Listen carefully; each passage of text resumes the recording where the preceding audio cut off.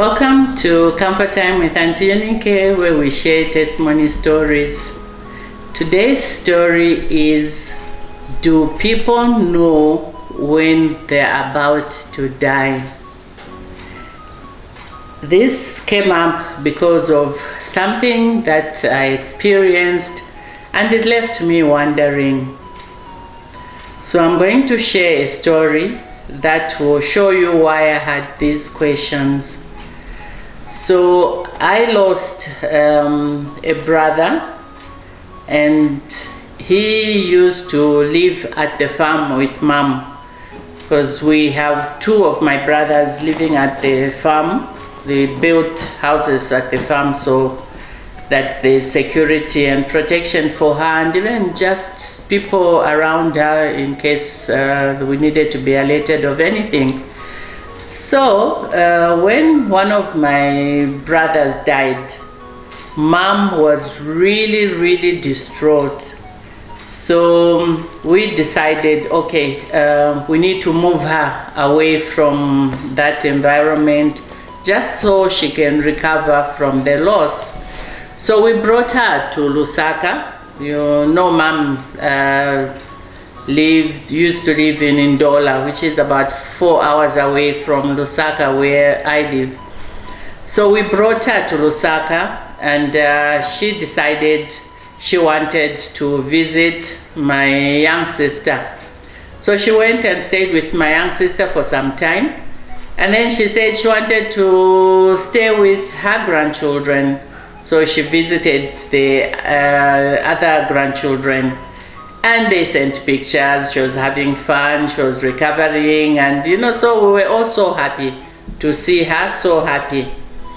And then she decided she wanted to come and be with me. She says, I'm tired of my grandchildren and the other siblings. This time I want to be with you. So I was like, cool. So she came. We had a good time for some time, and then one day she just wakes up and she says, I want to go back home.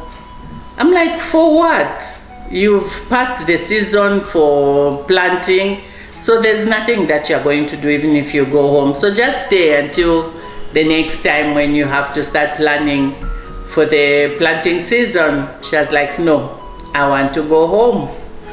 I'm like, okay, we'll plan for that. So she now started asking for talk time in her phone to find out what was going on at the farm. She would call 3, 4, even 5 times, asking the workers, have you fed the pigs? Have you checked on the chickens?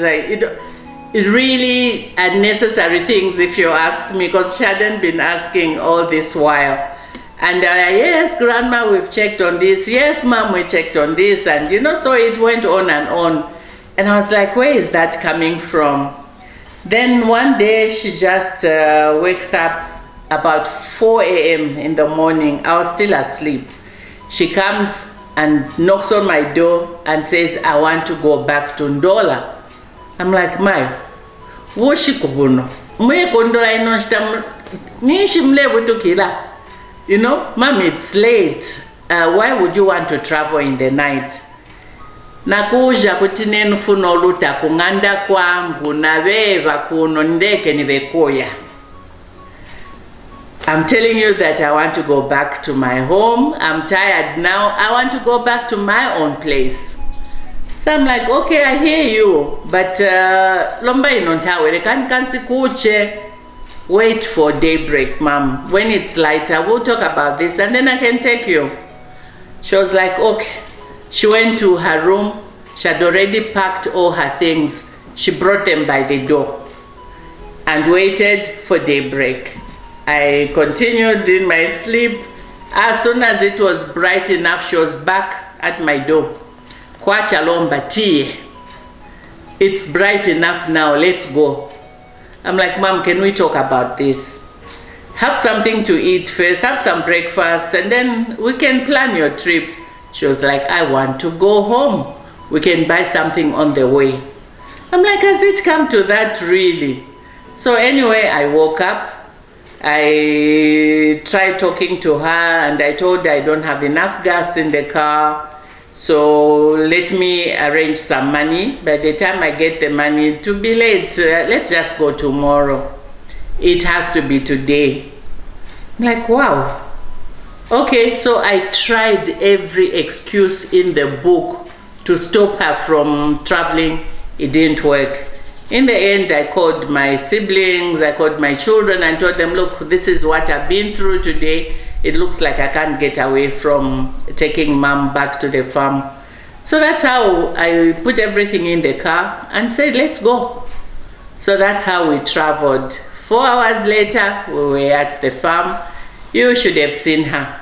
She was like a child in a toy shop. She would go and check on the chickens, go and check on the pigs, go and check on the sheep, but she was like everywhere. And then she called her friends, told them she was back home, and of course her friends hadn't seen her from the time of the funeral. So everybody came and they started mourning again, you know, those who hadn't been able to mourn with her because she left too soon. They were able to mourn with her and just go over the issues of what had happened. So I stayed with her for about 2 weeks just to make sure she was settled in. Then I said, oh, I have to go back now. So she was like, fine, I'm fine, you can go. And by that time, I talked to my young sister. My young sister said, I'm actually going on leave. So let's plan it in such a way that when you're leaving, I'll be coming to the farm. So we planned it that way. So she arrived, and the following day, I traveled back to Lusaka. And everything was going okay until she called me and said, I don't know what's going on here, but mom is having bonfires. I'm like, bonfires of what? Says, I have no idea. She's cleaning up. I've asked to help her. She won't let me help her. She's busy, you know, burning stuff. I don't even know what she's burning. She won't let me even look at the stuff that she's burning. I'm like, it's her house, it's her things, so leave her to burn what she wants to burn. So we joked about it and we left her. And then a week later, she gets a stroke from nowhere. And my sister says, no, this is what has happened to mom. So we're at the hospital and blah, blah, blah. I'm like, okay, I'm on my way. So went to Ndola and we were together at the hospital for a few days. Before long, mom went to be with the Lord. So now we came home. We had the funeral and people came, her friends, everybody, they came to the farm. And then after burial, we were like, okay, people from the village need to go back. And the tradition is that you take out all her personal items for those who want to take some to take. So we brought out the stuff. And you know, it was amazing. When we went to mom's room, everything was put in a, you know, everything was on hangers. The clothes and the wrappers that she didn't want anybody to have were burnt. Yes, burnt. There was no clutter in her room. Everything was put systematically. And so we sat with my sister and wondered, it's like she knew. There was nothing for us to pack, nothing for us to do in her room. She had left everything in place. And so we picked what she had packed for giving away, took them to the meeting. They were taken, those who wanted her clothes or whatever, everything was shared.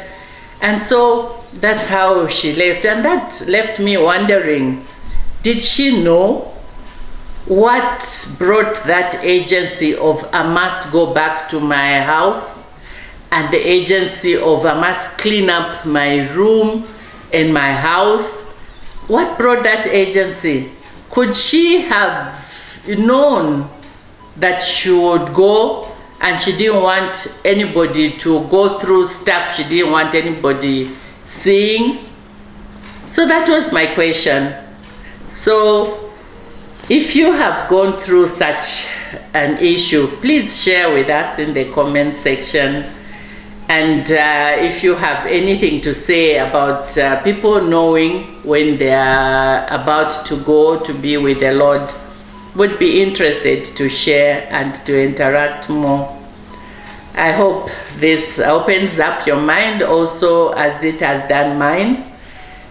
And I hope you have also subscribed to our channel, and I hope you are going to remember to give us a thumbs up, that is liking, so that we can share the news with many more people. I hope that you will share with others so that many more people can reflect on what this means.